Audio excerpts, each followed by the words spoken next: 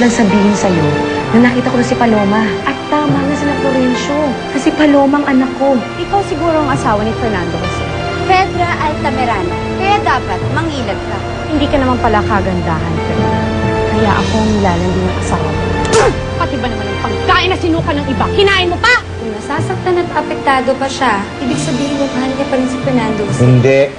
Ako na ang mamahalin niya.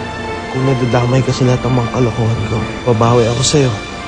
Bukas, magde-date tayo. Punta tayo doon sa paborito kong bar sa Charlie.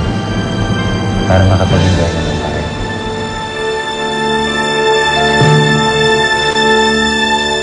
Nag-aalala talaga ako, Alfredo. Halos lahat ng mga kaklase ni Abril, tawagan na natin lahat. Pero walang nakakaalam kung nasa na anak natin.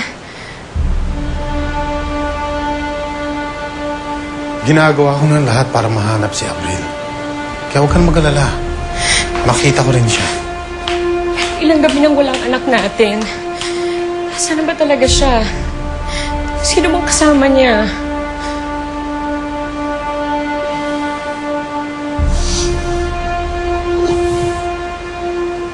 Abril, anong ginagawa mo dyan?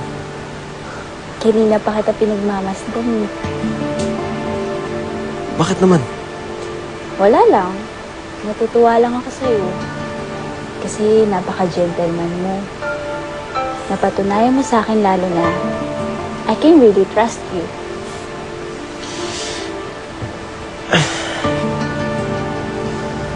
Naman hindi. Mahal kita. Okay lang sa akin. Kahit walang mangyari sa atin. Kasi nire-respeto kita. Kung sino man ang kasama niya, siguro naman wala siyang masamang intensyon kay Abril. Sinasabi mo lang yan para hindi ka mag-guilty. Dahil alam mong kasalanan mo kung bakit naglaya sa anak mo. Dahil dyan sa pagtataksil mo. Tama na, Evangelina. Huwag mo na akong sumbatan. Dahil hiwalay na kami ni Soledad. Nakipaghiwalay siya sa akin na malaman niya naglaya sa anak natin. Dapat lang. Dahil napakakapal naman talaga ng mukha ng Soledad na yan. Kung hindi siya makukonsensya sa ginawa niya sa pamilya natin.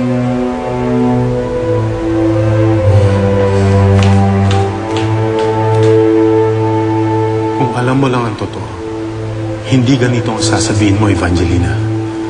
Dahil si Soledad ang tunay kong asawa. At ang sakit-sakit sa akin na wala na siya ngayon sa buhay ko. Salamat, Beto, ah. Alam mo, ikaw na lang ang pinaniniwalaan at pinagkakatiwalaan ko. Kaya sana, huwag mo akong lulukohin tulad ng ginawa sa amin ng daddy ko, ah. Ayoko na kasi masaktan. Kaya sana, totoong mahal mo ko. Hindi mangyayari. Kasi nga mahal kita.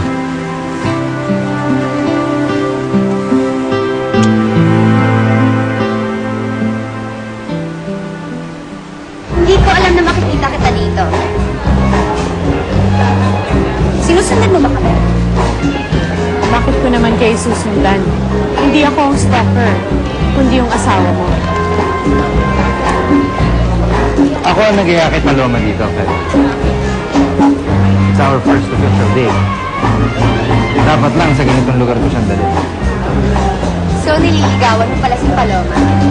Di ba manager ka niya? Anong masama doon, Fred? Napakaganda niya.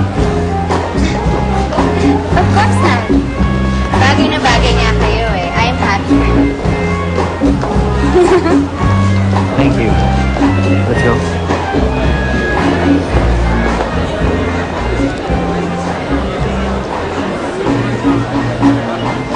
Hindi ko alam na nililigawan niya pala si Paloma. In fairness, bagay naman sila. Bagay sila ng babaeng kamukha ni Rosalinda, hindi ba, Fernando Jose?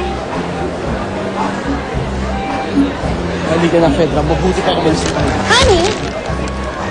Hindi. Bakit tayo aalis dito? Tayo na una dito. At saka, ayokong isipin ng Palomang yun na naiirita niya ako. Kaya, let's enjoy the night. Tara na. Saan ba tayo nakaupo? Dun ba? Halika.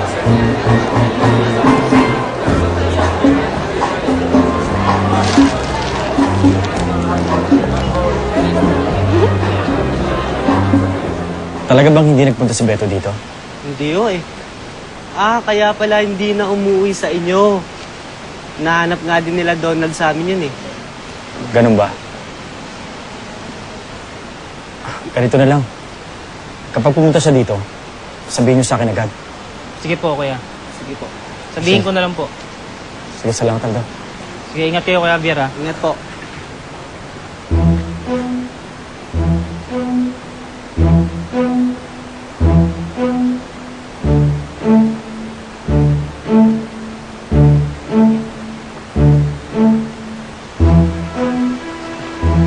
Pare, salamat.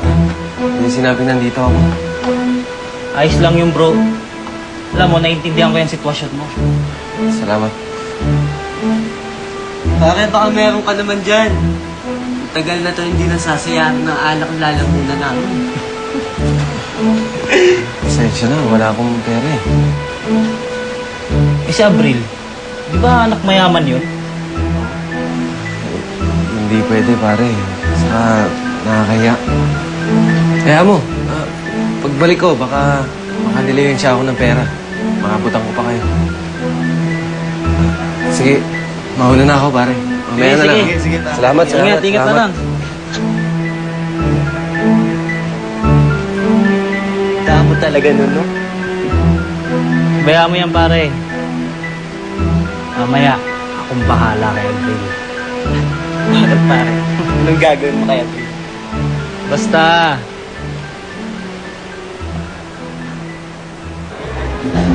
What will you have, Paloma? Huwag ka na lang umorder, Alex. Mas maganda siguro kung tumalis na lang tayo dito. We'll just call you if we're ready to order. I know this is awkward for you, and I'm sorry. Hindi ko rin na makakalain na nandito sina Fernando. Pero hindi natin kailangan umalis. Hindi tayo mag-enjoy kung nandito din sila. Bakit hindi? Di ba't gusto mong gantihan si Fernando Jose? Kaya ako sinabi sa kanila kanina na date natin to para pagsilosin siya. Now is your chance pala. Gamitin mo ako para inisin ang asawa. You'll see. Mag-e-enjoy tayong sigurado pag ginawa mo.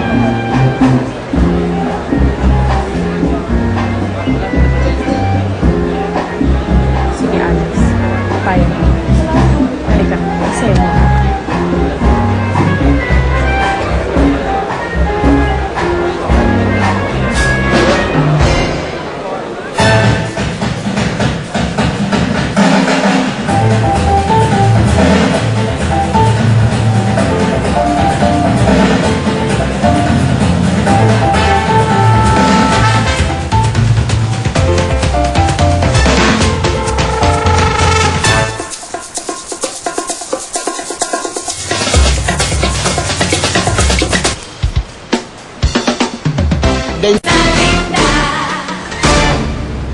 Nasaan ka na, Abril? Saan ka dinala ng Betong ngayon? Ano nang ginawa sa iyo ng pamangkin ni Soledad? Eh bakit hindi sa akin nasabi yan ni Beto? Wala nga siyang nababanggit sa akin eh. nahihiya nga sa'yo yun eh. Pero ang totoo niyan, aburido na talaga siya. Wala nga pera yung ngayon eh. Ano pre? Ha? Oo. Totoo yun, Abril. Inuutangan nga ako kanina eh. Panggastos na daw dito. Kaso lang, wala naman akong maiparam sa kanya. Ganun ba? Yung talaga si Beto,